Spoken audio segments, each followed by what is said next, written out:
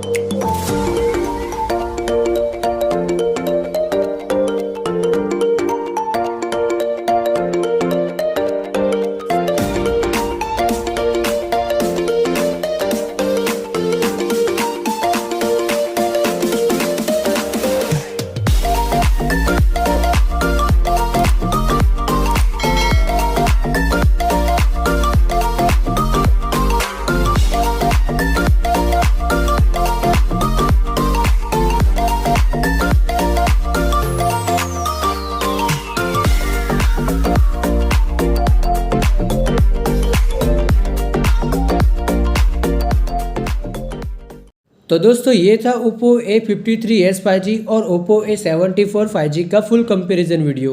वैसे दोनों मोबाइल अच्छे हैं, लेकिन फिर भी Oppo A53s 5G ज़्यादा अच्छा मोबाइल है क्योंकि यह Oppo A74 5G के मुकाबले सस्ता और अच्छा है। तो दोस्तों आज के लिए इस वीडियो में इतना ही। अगर वीडियो पसंद आया हो तो वीडियो को लाइक और चैनल को सब्सक्राइब जरूर कर देना। Thanks for watching this video. मिलते हैं नेक्स्ट वीडियो में।